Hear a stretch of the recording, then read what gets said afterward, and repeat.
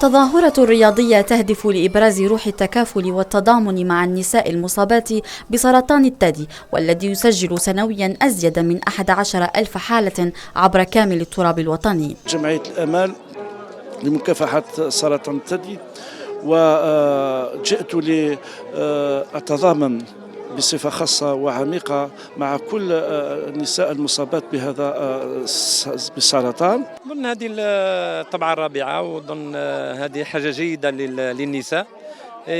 ماذا بنا احنا نزيدوا نكثروا من هذه المناسبات. شفنا أعداد هائلة من النساء اللي اليوم شاركت في هذا السباق من أجل هدفين اثنين. أولا هي عبارة عن وقفة تضامنية مع كل النساء الجزائريات المصابات بسرطان الثدي.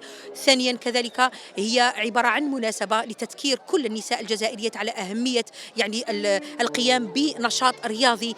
التظاهرة في طبعتها الرابعة للسباق النسوي ضد سرطان الثدي نظمتها جمعية الأمل لمساعدة مرضى سرطان الثدي بمركب 5 جويلية، وذلك بالتعاون مع الفيدرالية الوطنية لألعاب القوى وتحت إشراف وزارة الشباب والرياضة.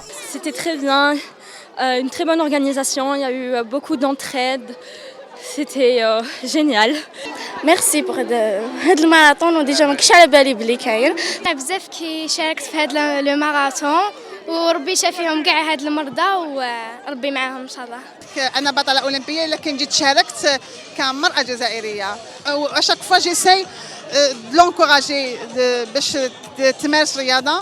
تحت شعار نصف ساعة من المشي تقينا من سرطان الثدي، شاركت المئات من النساء والفتيات في سباق قدرت مسافته ب5 كيلومترات، حيث عرف الماراثون مشاركة أكبر متنافسة عن عمر يناهز 80 سنة وأصغر متنافسة عن عمر 3 سنوات.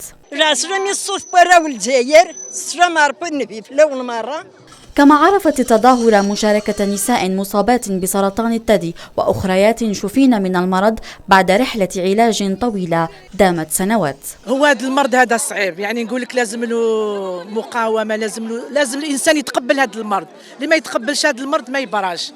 وشهدت التظاهرة منح تصاعدي لعدد المشاركات منذ الطبعة الأولى للسباق، الذي أظهرت فيه المشاركات تضامنهن الكامل مع المصابات بالمرض وضرورة ممارسة النشاط الرياضي الذي يقلل من احتمال الإصابة بهذا المرض الخبيث.